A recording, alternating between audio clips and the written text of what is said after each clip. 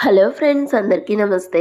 ఈరోజు వీడియోలో నేను బ్రెడ్ పుడ్డింగ్ని ప్రిపేర్ చేస్తున్నాను. చాలా సింపుల్గా ఇంట్లోనే ఓవెన్ లేకుండా ఎలా ప్రిపేర్ చేసుకోవాలో ఈ వీడియోలో చూద్దాం. ఎగ్ కూడా అవసరం లేదు. ముందుగా దీనికోసం అయితే నేను ఇక్కడ 5 బ్రెడ్ పీసెస్ని అయితే తీసుకున్నాను. ఇప్పుడు ఈ బ్రెడ్కు ఉన్న బ్రౌన్ పార్ట్ మొత్తాన్ని అయితే ఇలాగా కట్ చేసుకుంటున్నాను. ఇలాగే అన్ని బ్రెడ్స్కి అయితే మనం కట్ చేసుకునేసి ఈ తెల్లగా ఉన్న ఈ బ్రెడ్ పార్ట్ని అయితే తునకలుగా కట్ చేసుకొని మిక్సీ జార్లోకి అయితే యాడ్ చేస్తున్నాను. ఆ తర్వాత మనం ఈ బ్రెడ్ను అయితే గ్రైండ్ చేసుకోవాలి. వీడియోలో చూపిస్తున్న విధంగా మనకు బ్రెడ్ పౌడర్ అయితే రెడీ అయిపోతుంది. ఇప్పుడు ఈ బ్రెడ్ పౌడర్ని పక్కన పెట్టేసుకొని స్టవ్ వెలిగించుకొని ఒక ప్యాన్ పెట్టుకొని దీనిలోకి పావు కప్పు చక్కెరని వేసుకునేసి ఒక స్పూన్ వాటర్ని కూడా యాడ్ చేసుకొని మంటను లో ఫ్లేమ్లో పెట్టుకొని ఈ చక్కెరని అయితే కరిగించుకుందాము. ఇది మంచి గోల్డెన్ బ్రౌన్ కలర్ వచ్చేంత వరకు అయితే మనము దీన్ని కరిగించుకోవాలి. ఇది మనకు జస్ట్ 1 to 2 మినిట్స్లో అయితే ఇలాగా గోల్డెన్ బ్రౌన్ కలర్లోకి అయితే వచ్చేస్తుంది. ఇప్పుడు వెంటనే స్టవ్ ఆఫ్ చేసుకునేసి మనము దేంట్లో అయితే ఈ బ్రెడ్ క్యారామెల్ని ప్రిపేర్ చేసుకోవాలనుకుంటున్నామో దాంట్లో అయితే ఈ షుగర్ సిరప్ని వేసుకునేసి గిన్నెకి 4 వైపులా అయితే స్ప్రెడ్ చేసుకోవాలి. వెంటనే స్ప్రెడ్ చేసుకోవాలి, లేకపోతే అది గడ్డ కట్టేస్తుంది. ఇంకా తర్వాత స్టవ్ వెలిగించుకొని ఒక ప్యాన్ పెట్టుకొని దానిలోకి అయితే నేను 1.5 కప్పు పాలని యాడ్ చేశాను. అవి ఒక 2 నిమిషాల్లో కాగిన తర్వాత దానిలోకి ఒక అరకప్పు చక్కెరను కూడా యాడ్ చేసుకొని బాగా మిక్స్ చేసి మరో 3 మినిట్స్ అయితే ఈ పాలను అయితే మరిగించాను. ఇంకా ఈ పాలు కాగుతున్నప్పుడే మరో గిన్నెలోకి అయితే 3 స్పూన్ల కస్టర్డ్ పౌడర్ని అయితే యాడ్ చేశాను. ఇక్కడైతే నేను వెనిలా ఫ్లేవర్ అయితే తీసుకున్నాను. అలాగే ఈ పౌడర్లోకి పావు కప్పు వాటర్ని కూడా యాడ్ చేసుకొని ఉండలు లేకుండా బాగా మిక్స్ చేసుకోవాలి.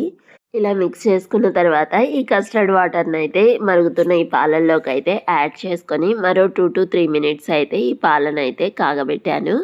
కొద్దిగా చిక్కగా అయితే అవుతాయి. ఇలా చిక్కగా అయిన తర్వాత దీనిలోకి మనం గ్రైండ్ చేసి పెట్టుకున్నటువంటి బ్రెడ్ పౌడర్ని కూడా యాడ్ చేసుకొని బాగా మిక్స్ చేస్తున్నాను.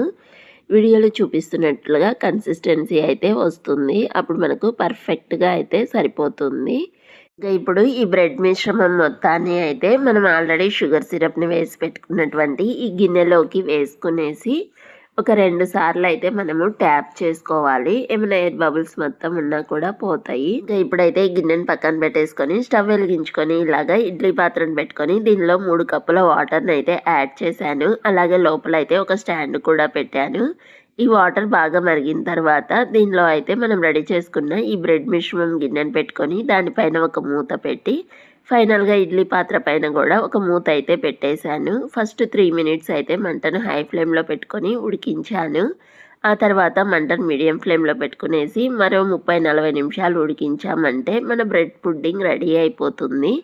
మధ్య మధ్యలో అయితే నేను ఇలాగా టూత్పిక్తో అయితే చెక్ చేస్తూ ఉన్నాను. 30 నిమిషాల తర్వాత చెక్ చేస్తే ఇంకా ఉడకలేదు.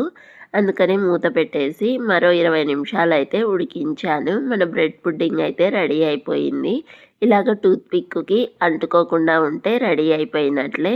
ఇలాగా నాకైతే ఈ బ్రెడ్ పుడ్డింగ్ ఉడకడానికైతే మొత్తము 50 నిమిషాల టైం అయితే పట్టింది. ఇంక ఇలాగ టూత్పిక్తో చెక్ చేస్తే ఏమీ అంటుకోలేదు. ఇంక ఇప్పుడైతే స్టవ్ ఆఫ్ చేసుకునేసి దీన్ని అయితే బాగా చల్లార్చుకోవాలి. ఇలా బాగా చల్లారిన తర్వాతనే మనమైతే ఒక ప్లేట్లోకి రివర్స్లో వేసామంటే ఈజీగా అయితే వచ్చేస్తుంది. ఇప్పుడు దీన్ని మనము చాక్తో కట్ చేసుకునేసి సర్వ్ అవుట్ చేసుకోవడమే. చాలా సింపుల్గా ఈజీగా అయితే ప్రిపేర్ చేయవచ్చు. మరి ఈ వీడియో మీ అందరికీ నచ్చింది అనుకుంటున్నాను. నచ్చితే please like, share and subscribe to our channel. By.